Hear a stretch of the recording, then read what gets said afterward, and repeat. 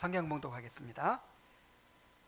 요한복음 14장 1절부터 3절까지의 말씀입니다. 요한복음 14장 1절부터 3절까지의 말씀을 읽을 때 하나님의 말씀을 들으십시오. 너희는 마음에 근심하지 말라. 하나님을 믿으니 또 나를 믿으라. 내 아버지 집에 거할 곳이 많도다. 그렇지 않으면 너희에게 일렀으리라. 내가 너희를 위하여 거처를 예비하러 가노니 가서 너희를 위하여 거처를 예비하면 내가 다시 와서 너희를 내게로 영접하여 나 있는 곳에 너희도 있게 하리라. 아멘.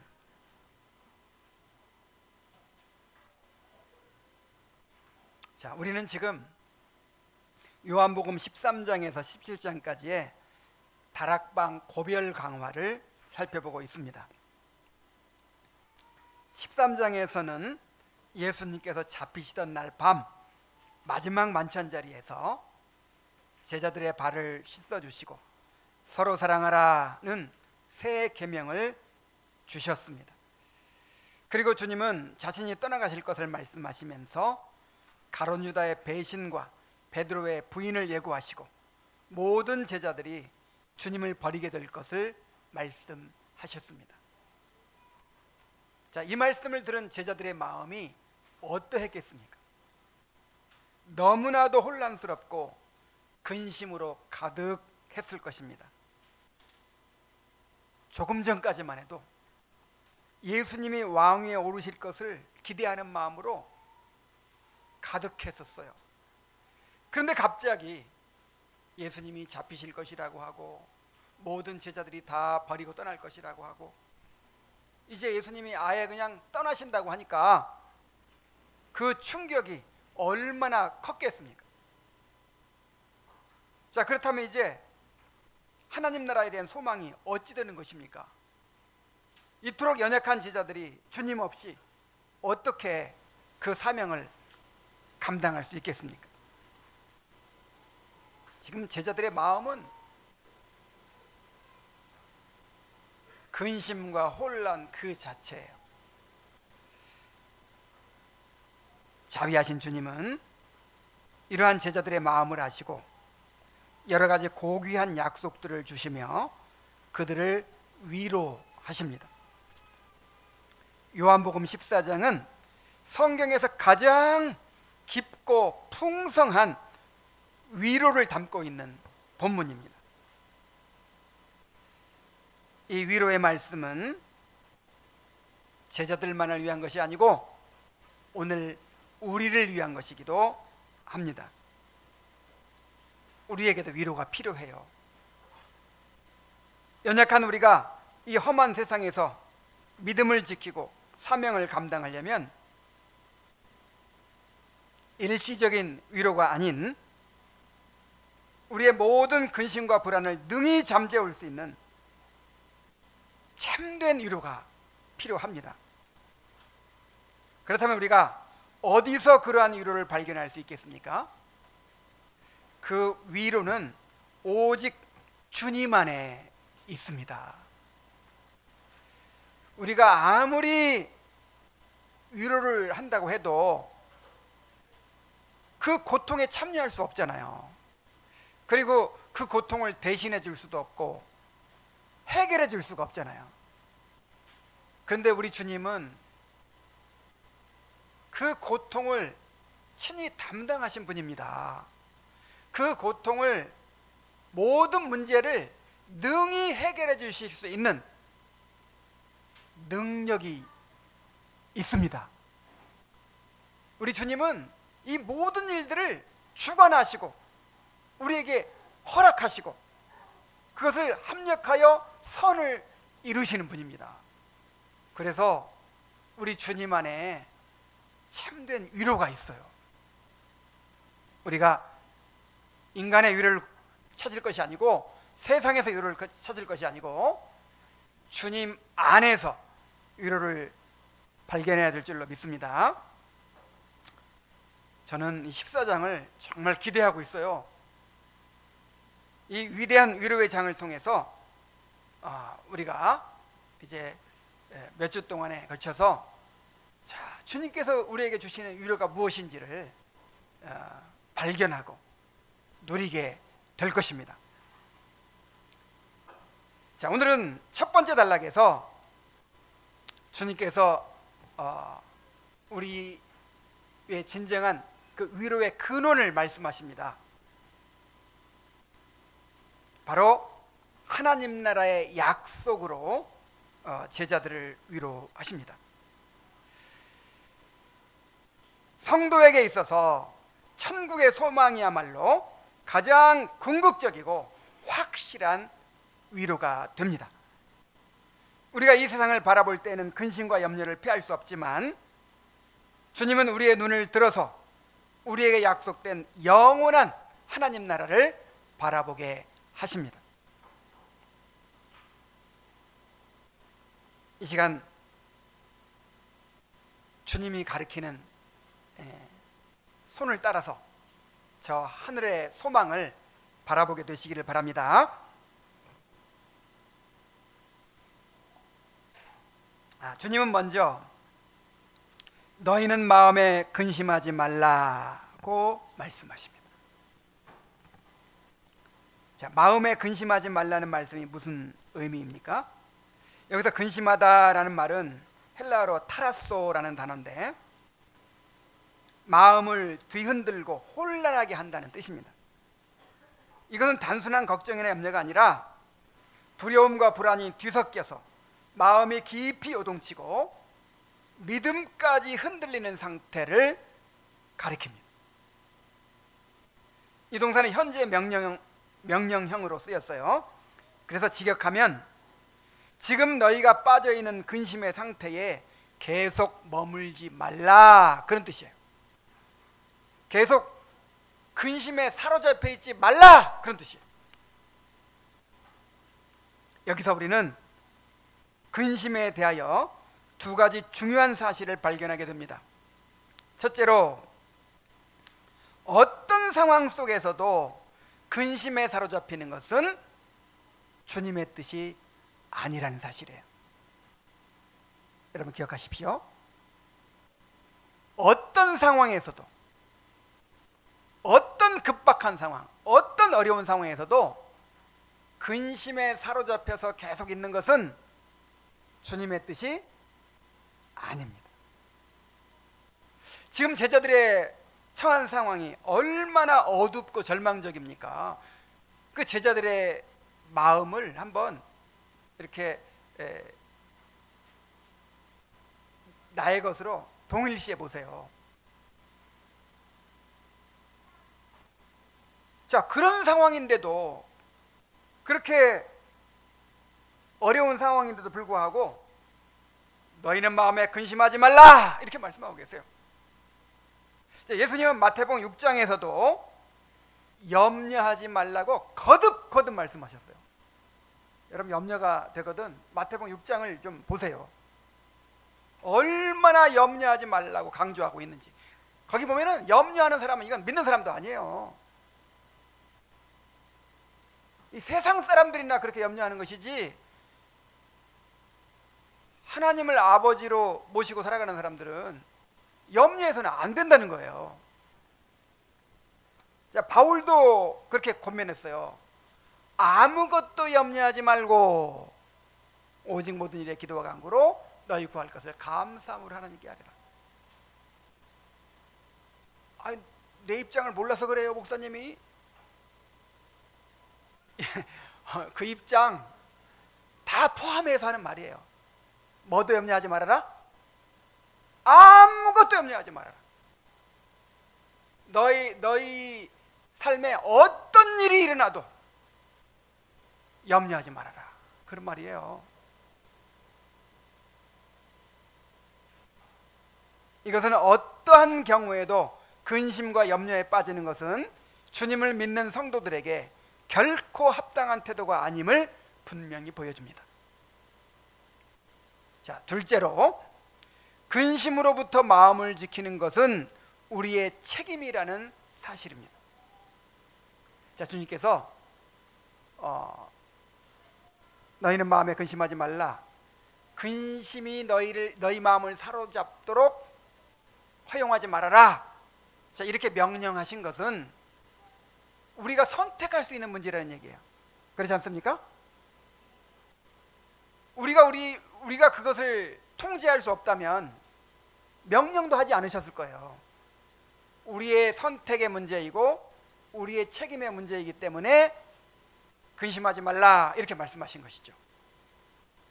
물론 근심과 염려가 우리의 마음에 순간적으로 밀려오는 것은 어쩔 수가 없어요. 이건 누구도 마찬가지예요. 그래서 아예 염려를 생각도 하지 말아라 그런 명령이 아니고 너희 염려를 주께 맡기라 그런 명령이에요. 이렇게 염려가 순간적으로 싹 들어오는 거는 막을 수 없지만 그것을 계속 붙잡고 묵상하고 그것을 집착하고 그 염려에 머무는 것은 우리의 책임이에요. 그것을 어떻게 해야 돼요? 모든 일에 기도와 간구로 감사함을 하나님께 아뢰어야 돼요. 그 염려를 주님께 맡겨버려야 돼요.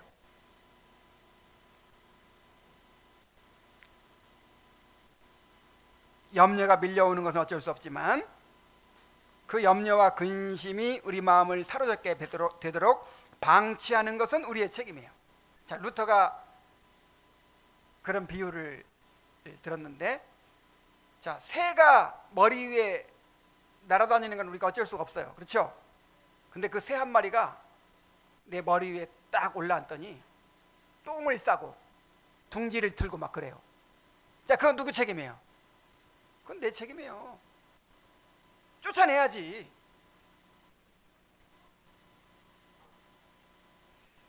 그러므로 우리는 어떤 상황 속에서도 근심과 염려에 사로잡혀서는 안 돼요. 그리스도의 평강이 너희 마음을 주장하게 하라 그랬죠? 자, 뭐가 주장해야 돼요? 이 그리스도의 평강은요, 예수님이 십자가에서 자기 목숨을 바쳐서 얻으신 거예요.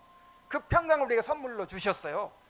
그래서 우리가 그리스도의 평강을 지켜야 될 책임이 있어요. 염려가 그 평강을 빼앗아가고 근심이 빼앗아가고 그렇게 하지 않도록 지켜야 될 책임이 있어요. 만일 계속해서 근심과 염려에 머물러 있다면 그것은 명백한 불순종이요, 죄입니다. 회개해야 될 죄예요. 자, 그렇다면 우리가 어떻게 이 근심과 염려를 이길 수 있을까요? 자, 주님은 근심을 이길 수 있는 근본적인 길을 제시하십니다. 하나님을 믿으니 또 나를 믿으라 하는 거예요. 자, 우리 한번 따라해 봅시다. 하나님을 믿으니 또 나를 믿으라. 자, 이것이 우리가 근심에 사로잡히지 않을 수 있는 근본적인 길이 됩니다. 자, 이 말씀은 하나님을 믿는 것처럼 예수님을 믿으라는 뜻이에요. 다시 말하면 예수님을 하나님께서 보내신 중보자로 온전히 신뢰하라는 명령입니다. 자, 타락한 인간은 거룩하신 하나님을 볼 수도 없고 하나님께 나아갈 수도 없어요. 그래서 성자 하나님께서 친히 육신을 입고 이 땅에 오셨습니다.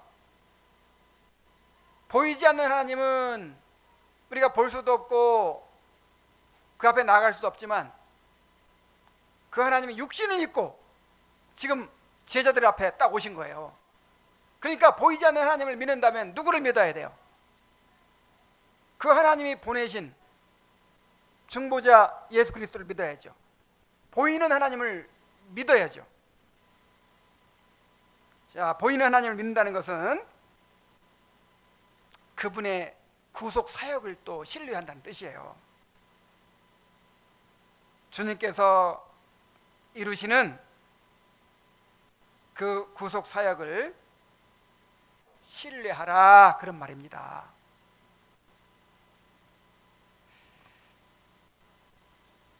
자, 그런데 제자들은 하나님을 믿는다고 하면서도 예수님이 십자가를 통해서 이루실 구속을 신뢰하지 못하고 있는 거예요, 지금.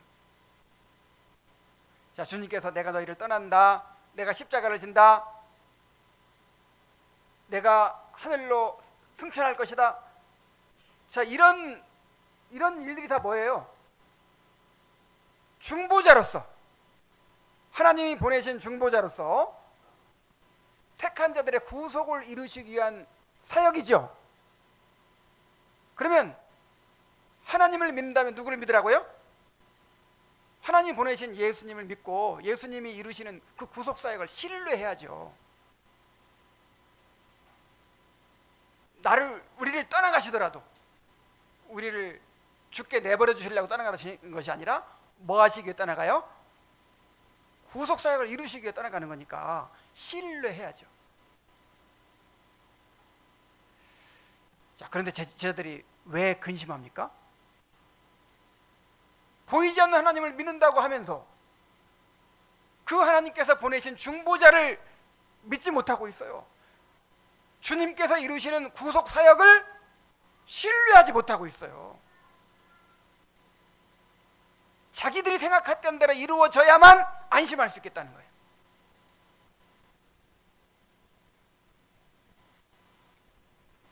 그래서 그렇게 주님이 떠나신다는 말씀에 그토록 근심하고 있는 것입니다. 이 말씀은 우리에게도 동일하게 적용됩니다. 우리 역시 근심에서 벗어나기 위해서는 예수님을 하나님께서 보내신 중보자로 믿고 그분이 이루신 구속사역을 신뢰해야 합니다.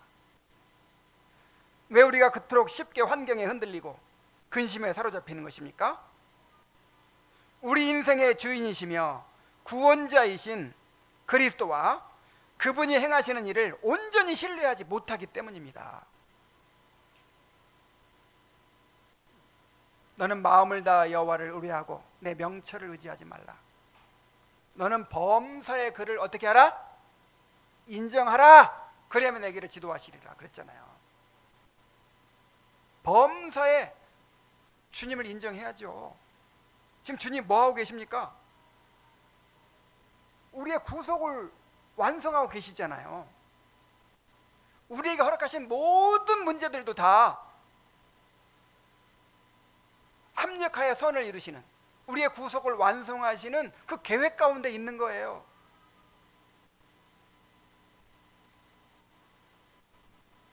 그런데 보이지 않는 하나님을 막연하게 의지하면서 우리의 믿음이 중보자이신 그리스도 안에 깊이 뿌리 내리지 못하고 있는 것이 문제입니다. 자, 주님께서 제자들에게 육신으로 자기를 나타내셨죠. 자, 하나님은 보이지 않으니까, 하나님은 우리 스스로 나갈 수 없으니까 어떻게 나타내셨다고요? 육신으로.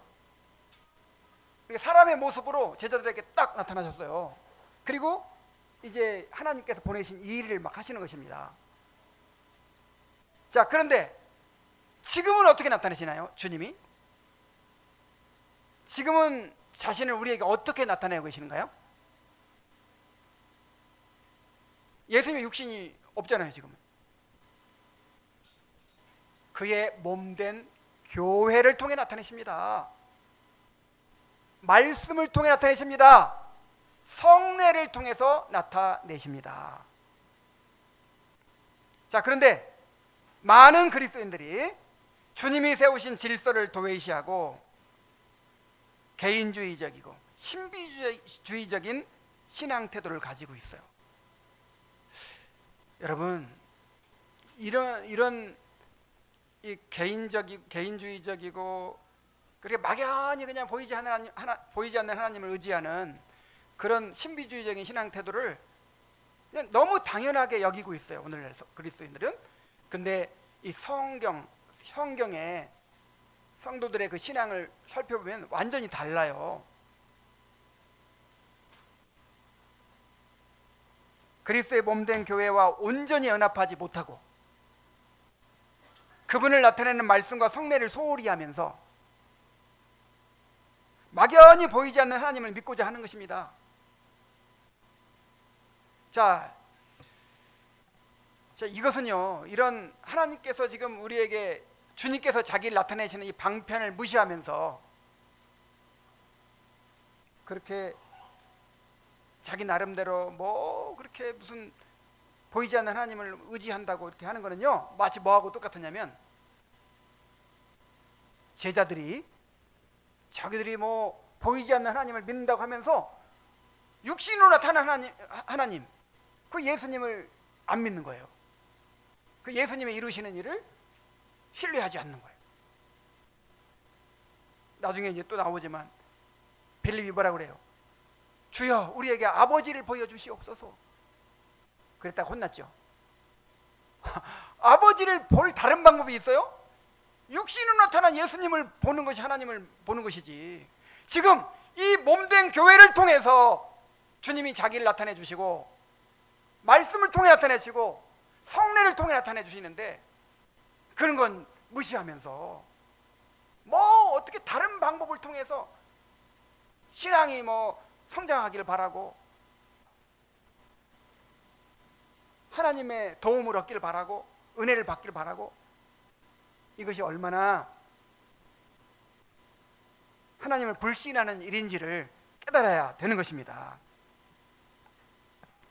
우리가 하나님을 믿는다면 그리스도께서 이루시는 구속사역을 전적으로 신뢰해야 합니다. 그리고 그것을 나타내시고 보증하시는 말씀과 성례를 통해서 실제적으로 그분을 바라보고 의지해야 합니다.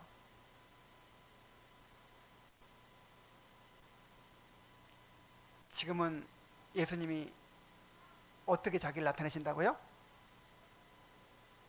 이 몸된 교회, 이 교회가 그리스도의 몸이라고 하잖아요. 진짜 몸이에요. 진짜 몸이에요. 이 몸 안에서 온전한 지체로서 살아갈 때 우리가 그리스도 안에 뿌리 내리는 그런 믿음을 가질 수가 있어요.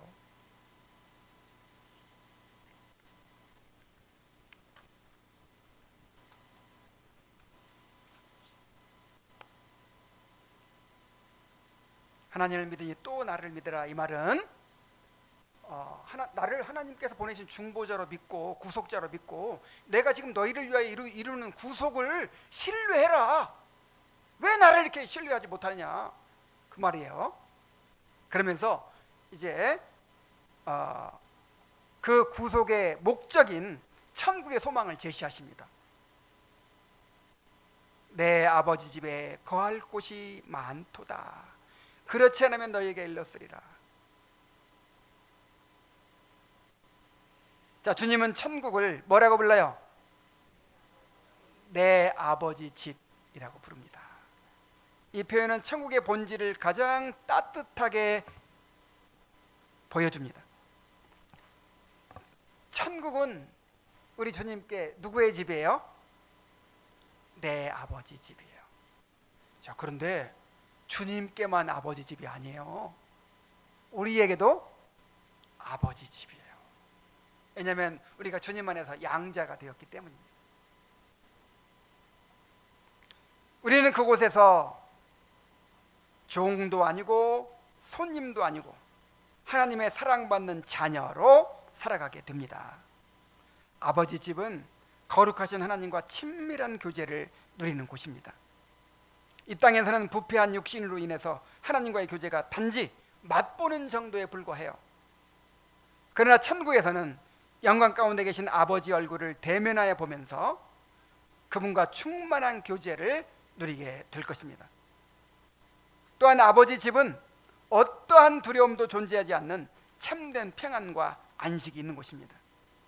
이 땅에서는 두려움과 근심을 피할 수가 없고 늘 불안과 긴장 속에 살아가지만 그곳에서는 어떤 해함도 없고 모든 고통과 슬픔이 완전히 사라지게 될 것입니다. 우리는 아버지 품에서 영원히 안식하면서 충만한 기쁨을 누리게 될 것입니다.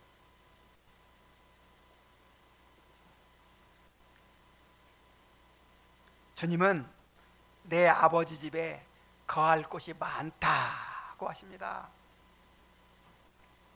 자, 거할 곳이 많다, 이 말이 무슨 말이겠어요? 거기는 얼마나 넓은지 얼마나 넓은지 너희들 다 와 살아 된다, 뭐 그런 뜻이겠어요? 단순히 공간이 넓다는 의미가 아니라 아버지의 집이 얼마나 넉넉하고 풍성한 은혜가 있는지를 나타내는 표현입니다. 자, 그곳에서는 예수님을 믿는 사람이라면 아무리 부족하고 연약할지라도 결코 거절당하거나 소외되는 일이 없을 것입니다. 예수님 안에 있는 모든 사람들이 아버지 집에서 각기 자기에게 예비된 자리를 얻게 될 것입니다. 그곳에서는 누구도 만족하지 못하는 사람이 없고 서로 시기하거나 경쟁하는 일이 없을 것입니다. 그곳에서는 모든 성도가 아버지의 크신 사랑 안에서 서로를 기쁨으로 받아들이고 함께 하나님을 찬양하는 완전한 공동체를 이루게 될 것입니다. 이것이 바로 주님께서 우리를 위하여 예비하신 아버지 집의 풍성함입니다. 우리의 궁극적인 소망과 모든 위로의 근거가 바로 여기에 있습니다. 그러므로 우리가 아버지 집을 바라보고 살아야 돼요. 우리가 이 땅에 소망을 두고 이 땅의 것들을 통해서 위로를 찾으려고 해서는 안 됩니다. 이 땅에서의 삶은 불완전할 수밖에 없어요. 우리가 아직 광야를 통과하고 있기 때문입니다. 약속의 땅에 이르기까지는 우리가 죄와 비참의 상태를 완전히 벗어날 수가 없어요. 이 가운데 나는 죽지 않을 것이다, 이런 사람 있어요? 없잖아요. 다 죽잖아요. 죽는다고 하는 것은 병든다는 뜻이에요. 늙는다는 뜻이에요. 몸이 상한다는 뜻이에요. 모두가 다 그렇게 돼 있어요. 그래서 이 세상에서는 내가 아무 걱정 없이 편안히 살겠다, 이 기대를 아예 버리세요. 내가 아무 고통도 안 당하고 슬픔도 안 당하고 내가 돈 많이 벌어놓고 보험 다 들어놓고 운동 열심히 해서 건강 지키고, 여러분 그렇게 할 수도 없고 그렇게 하나님이 허락하시지도 않습니다. 착각해서는 안 돼요. 항상 우리는 스스로 하나님 되려고 하는 의식이 있어요. 내가 내 삶을 통제하겠다, 내가 내 힘으로 내가 원하는 삶을 이루어가겠다. 절대로 그렇게 되지 않습니다. 그렇게 돼서도 안 됩니다.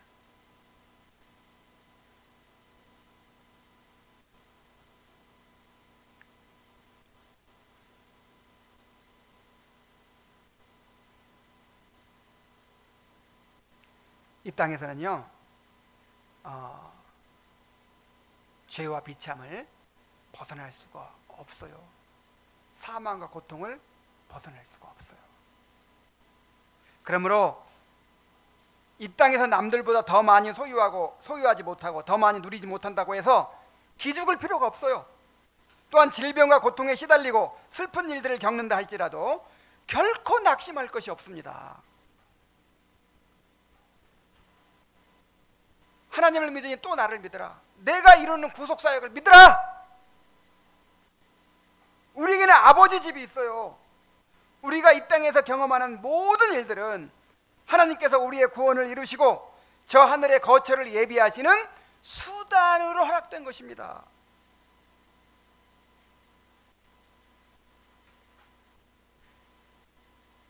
저는 이 청년 때 그렇게 내적 치유 막 이런 걸 막 이렇게 쫓아다녔어요. 얼마나 상처가 많고 얼마나 참 한이 많고 막 이렇게 상한 마음을 가진 사람인지 나는 위로받아야 되는 사람이고 치유받아야 되는 사람이라고 생각했어요. 그런데 여러분, 내가 복음을 깨닫고 나니까 그 모든 과정이 나의 구원을 이루시는 하나님의 섭리였어요. 오히려 감사의 근거가 된 거예요. 그러니까 그냥 하루아침에 다 치유가 돼버렸어요. 여러분 그렇지 않습니까?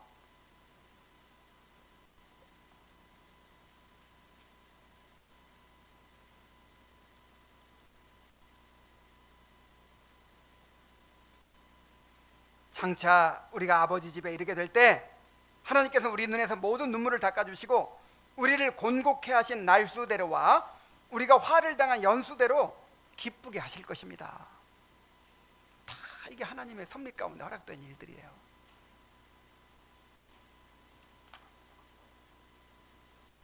주님은 내가 너희를 위하여 거처를 예비하러 간다 라고 말씀하십니다. 자, 거처를 예비한다는 것은 장소적인 개념도 포함되지만 택한 자들의 구속을 이루신다는 말씀이죠. 자, 주님께서 떠나가시는 것은 당장은 제자들에게 큰 슬픔이었지만 사실은 그들을 위해서 가시는 거잖아요. 거처를 예비하기 위해 가시는 거잖아요. 주님은 십자가를 통해서 자기 백성의 죄를 대속하시고 부활로 죽음을 이기셨으며 승천하여 하나님 우편에 앉으셨습니다. 자, 우리가 갈 길을 미리 가신 거예요. 우리가 죽을 거잖아요. 주님이 먼저 죽으셨어요. 우리가 부활할 거잖아요. 주님이 먼저 부활하셨어요. 우리가 하늘로 올라갈 거잖아요. 주님이 먼저 승천하셨어요. 우리가 나중에 하나님 보좌를 둘러싸고 하나님과 함께 살 거잖아요. 우리 주님께서 먼저 하나님 우편에 지금 계시는 거예요. 우리의 거처를 예비하러 가신 거예요. 그리고 지금도 하나님 앞에서 우리를 위해 끊임없이 중보하시며 성령을 보내어 이 땅에서 자신이 이루신 구속을 택하신 자들에게 적용하고 계십니다. 그러므로 우리는 우리의 거처를 예비하고 계신 주님을 신뢰해야 합니다. 좀 약속이 더디 이루어지는 것처럼 보이더라도, 모든 일이 우리 뜻대로 안 되는 것처럼 보이더라도 그냥 주님을 믿으세요. 하나님을 믿으니 또 나를 믿으라. 그 신뢰하라. ESV 성경은 신뢰하라, Trust in me 이렇게 번역을 했어요. 나를 신뢰하라. 내가 이루는 일을 신뢰해라.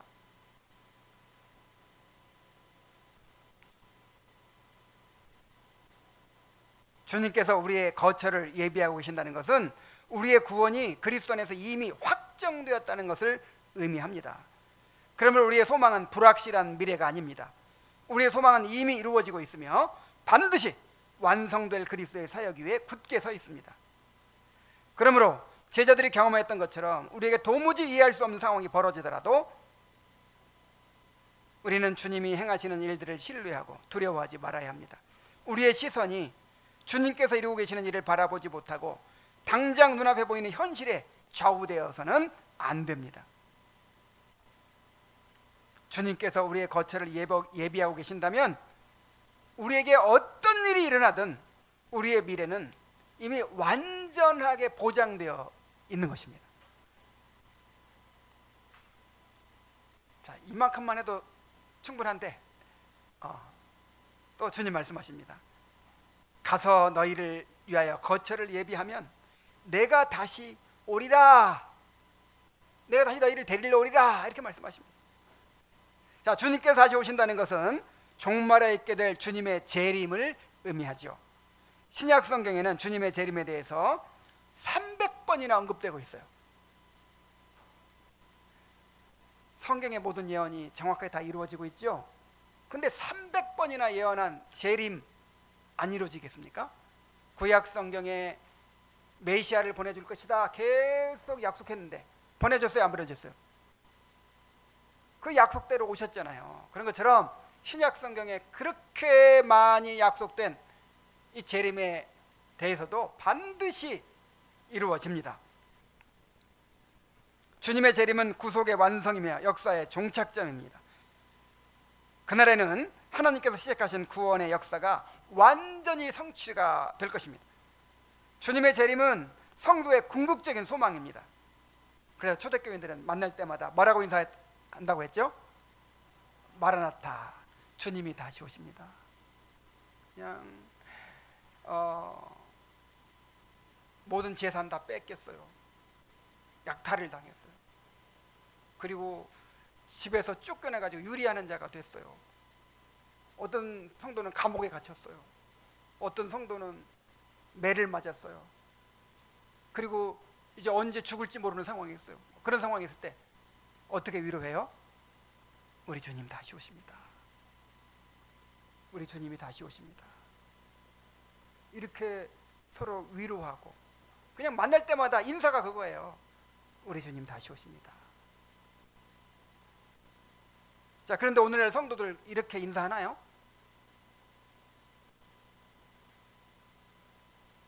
우리 성도들은 이런 말로 위로가 됩니까? 병들어서 병원에 입원했어. 천국을 바라보세요. 죽어도 괜찮습니다. 자, 이렇게 하면 위로받을까요? 오늘날 그리스도인들은 이 세상을 너무 사랑해요. 그래서 이 세상에서 위로받으려고 하고 이 세상에 소망을 두고 살아요. 우리 앞으로 이제 내가 집을 어떻게 늘려가고 내 사업을 어떻게 키워가고 우리 자녀를 어떻게 키워가고 이렇게 안정된 삶을 이렇게 살겠다. 다 이런 꿈을 꾸고 살고 있어요. 천국의 소망을 갖지 않아.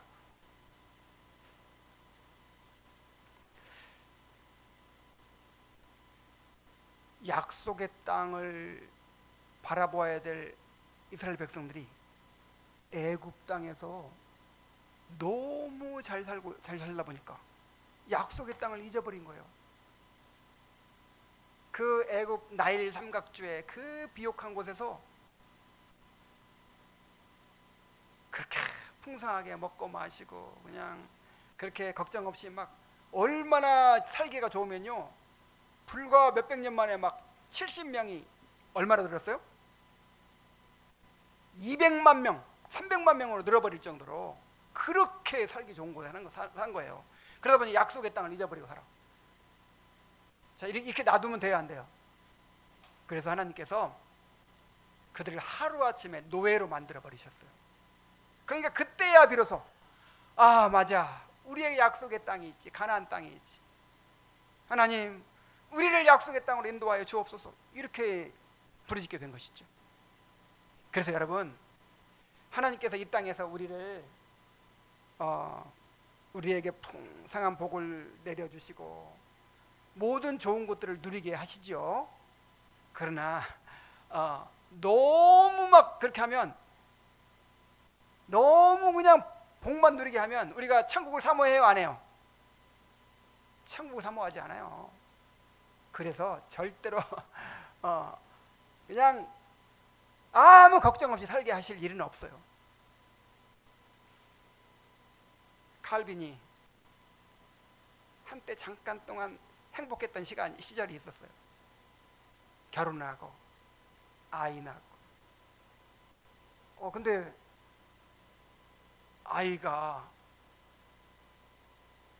아이를 유산을 했던가 낳아서 잃었던가. 낳아서 잃었죠. 그때 하나님이 뭐라고 한 줄 아세요? 하나님이 우리의 기쁨에 물을 타셨다. 뭘 타요? 물을 안 타고 그냥 완전 원액만 있다 보니까 취해버려. 그래서 우리 기쁨에 하나님이 물도 타십니다. 그래야 취하지 않아요.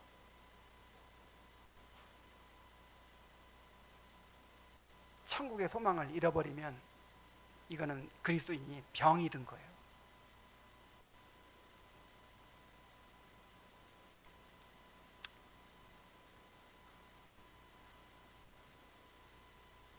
우리가 진정으로 주님을 사랑하고 하나님 나라를 사모한다면 우리에게도 주님의 다시 오심이 가장 큰 위로가 되어야 될 줄로 믿습니다. 서로 만나면 우리 주님 다시 오십니다. 우리에게 천국이 있습니다. 지난번에 우리 이혜림 집사가 그냥 또 아파가지고 교회 왔는데 이런 사람이 더 오래 산대. 그렇게 위로하는 거예요, 누군가가. 그게 위로가 되겠어요? 그리고 오래 살아서 뭐해? 그렇게. 자, 다음부터 이렇게 위로해 주세요. 천국이 있어요.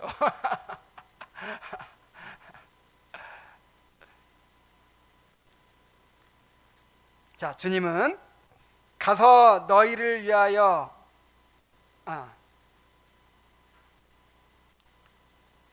자, 주님은 다시 오셔서 너희를 내게로 영접하여 나 있는 곳에 너희도 있게 하리라 하고 약속하십니다. 저 이 말씀이 얼마나 은혜로운 말씀인지 한번 생각해 보세요. 너희를 누구에게로 영접한다? 내게로 영접. 내가 집을 지어놨는데 그 집으로 너희를 인도해 드리겠다 이러지 않고 누구에게로? 너희를 내게로 영접하겠다. 그래서 나 있는 곳에 너희도 있게 하겠다. 자, 이게 무슨 말입니까? 주님께서 친히 우리를 맞이하시고 우리를 자기와 함께 거하게 하시며 영원히 떠나지 않는 교제 가운데 두신다는 약속입니다. 다시 말해서 주님과의 연합이 완성되는 것을 의미합니다. 그동안 우리가 주님과 정혼한 관계였다면 이제는 혼인을 하게 되는 거예요.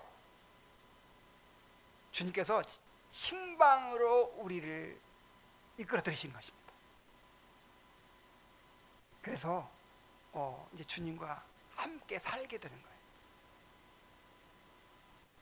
그 기쁨과 행복이 얼마나 충만하겠습니까? 이것이야말로 성도에게 주어진 가장 영광스러운 소망입니다. 우리의 참된 소망은 주님 자신에게 있으며 그분과 함께 거하며 영원히 교제하는 데 있습니다. 그러면 우리는 이 소망을 붙들고 어떤 현실 속에서도 흔들리지 않고 믿음으로 살아가야 될 줄로 믿습니다. 자, 그런데 여러분, 한 가지 더 은혜로운 사실이 있어요.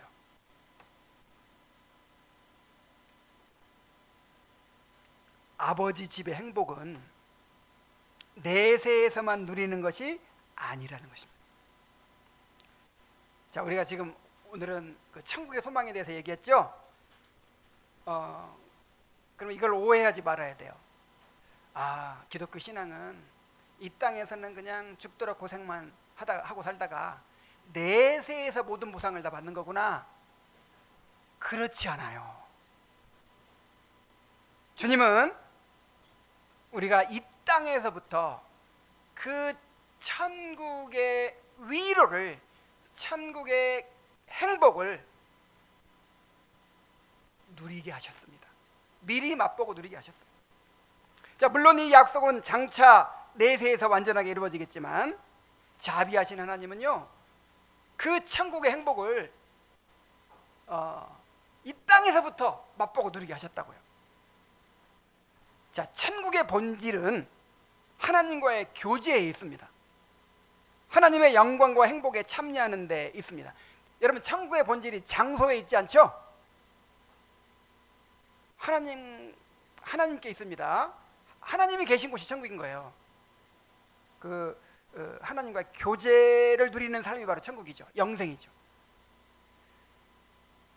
자, 그렇다면 하나님은 지금 이곳에도 계시잖아요.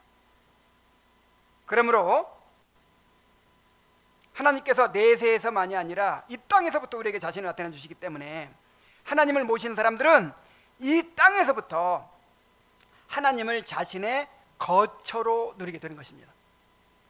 내가 너희를 위하여 뭘 예배하러 가노니? 거처를 예배하러 간다 그랬는데 그 거처가 지금 이 땅에서부터 있는 거예요, 우리에게. 신명기 33장 27절, 영원하신 하나님이 내 처소가 되시니 그의 영원하신 팔이 내 아래에 있도다. 자, 누가 우리의 처소가 되신다고요? 하나님 자신이.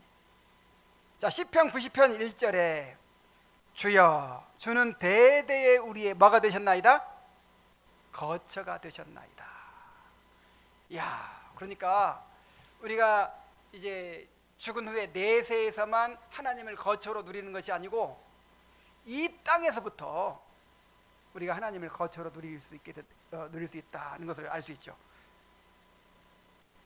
그러므로 우리가 이 땅에서부터 하나님을 자신의 거처로 누리며 살아가야 합니다. 시편 91편 9절에 보면 네가 말하기를 여호와는 나의 피난처시라 하고 지존자를 너의 거처로 삼았으므로 화가 내게 미치지 못하며 재앙이 내 장막에 가까이 오지 못하리니 그가 너를 위하여 그의 천사들을 명령하사 내 모든 길에서 너를 지키게 하심이라. 자, 여호와를 나의 피난처로 삼고 지존자를 우리의 거처로 삼아서 살아가는 사람들이 바로 그리스도인들입니다. 하나님은 이처럼 현세에서도 우리의 거처가 되십니다. 하나님이 험한 세상을 살아가는 동안 우리의 피난처가 되시고 반석과 요새가 되십니다. 자, 이게 또 앞으로 계속 나올 말씀인데, 자, 예수님께서 내가 너희를 떠날 것이다, 내가 너희를 떠날 것이다 이렇게 말씀하시면서 또 뭐라고 하시냐면 내가 너희를 고아와 같이 버려두지 아니하고 너희에게 오리라 그러셨어요. 여기서 오리라는 재림을 가리키는 것이 아니라 성령을 통한 현재적 임재를 가리킵니다.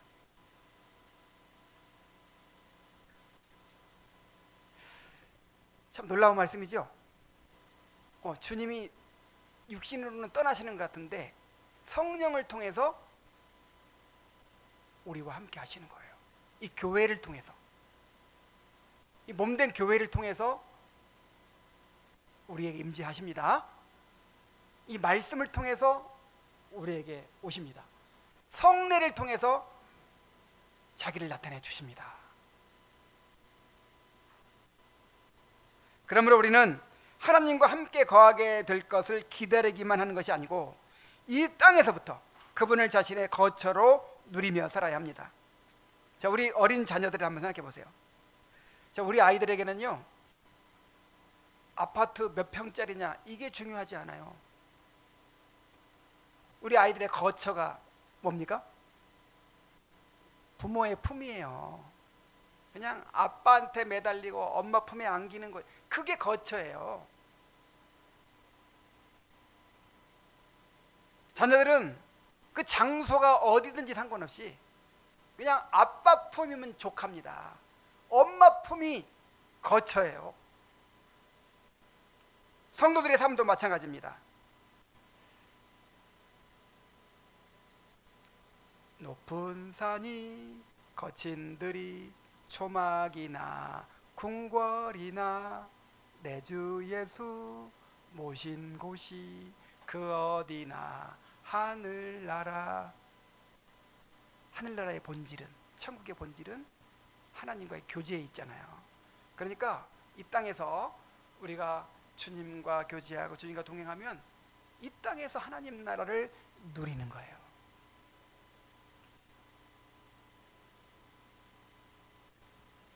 이렇게 이 땅에서부터 주님을 자신의 거처로 삼고 살아가는 사람들이 장차 천국에서 주님의 완전한 영광 가운데 거하게 될 것입니다.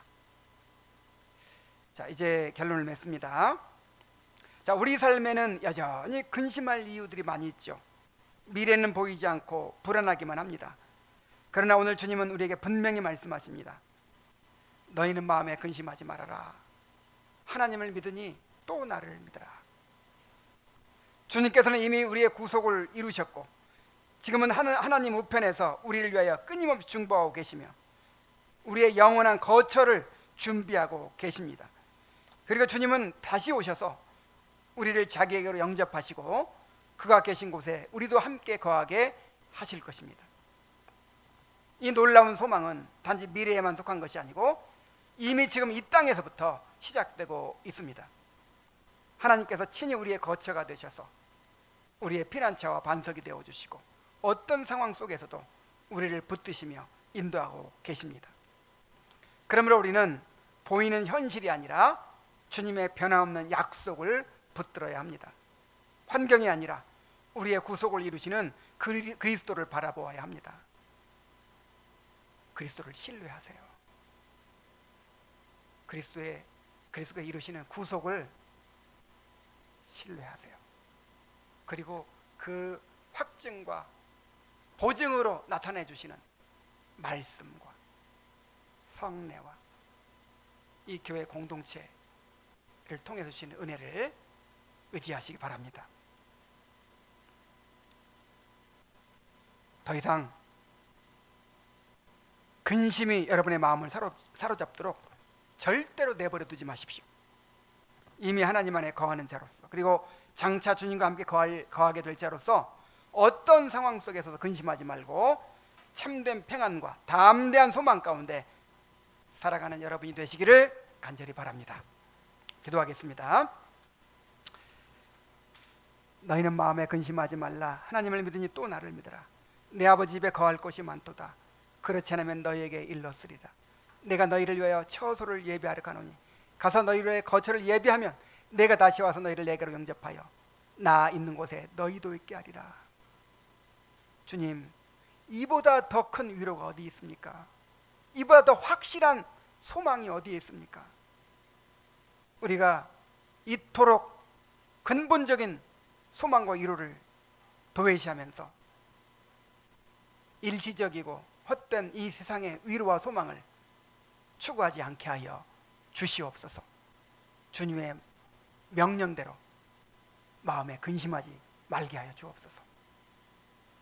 하나님을 믿는 것처럼 우리의 중보자의 구속자 되신 예수님과 그분이 이루실 구속사역을 온전히 신뢰하게 하여 주옵소서.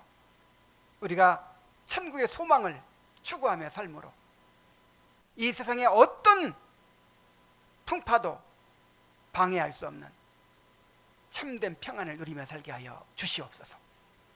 예수님의 이름으로 기도하옵나이다. 아멘.